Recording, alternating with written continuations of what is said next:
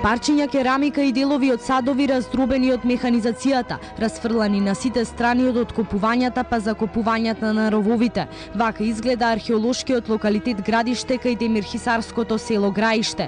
Првото уништување на локалитетот настанало во неделата при поставување антени за мобилните оператори, а потоа комплетно е разурнато обзидувањето со ров ископан за да се постави громобран. Багерот кој ги создал оштетувањата се гледа на снимките кои ги направиле археолозите, кои безпомошно молеле да се прекине со работата. Со работата со механизација комплетно се уништени 2/3 од акрополот на локалитетот. Прво е уништено последното, највисокото обзидување, поточно фортификација на локалитетот.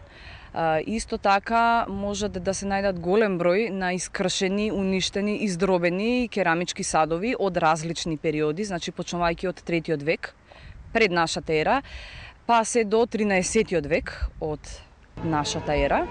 Овој локалитет е заведен во археолошката карта на Македонија. Според пронајдените предмети од железо и византиски монети се претпоставува дека ова било јадрото на средновековниот град Добрун. Сега од локалитетот не остана ништо, сведочат археолозите. Според наодите на тој археолошки локалитет во антиката се наоѓал градот Бријанион.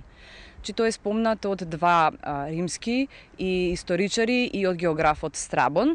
Зошто тогаш е дозволено со механизација да се уништува културното добро, која издал и потпишал дозволата која значела деструкција на градиште? Од управата за културно наследство велат дека не издале дозвола за поставување на предаватели за мобилните оператори. По дојавата од археолозите, нивните инспектори веднаш излегле на терен и уште денеска ќе биде поднесена кривична пријава за уништување на културното наследство. Тие сите знаат, ја не знам кој го порачал, ова е невидено.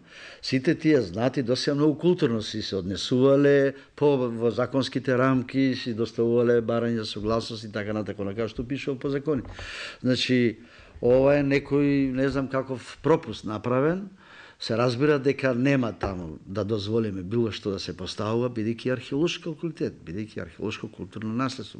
Селаните пак со барање да им се врати земјиштето за тие да можат да ја земаат наемнината од мобилните оператори. Па бараме на пример експлоатацијата на овај дел тука, овие лоцирање што се антени. Би требало нешто да се даде некој денар да речеме на селото. Денеска селото во Демирхисарско беше блокирано од полицијата. На новинарските екипи им беше забранет пристап до археолошкиот локалитет.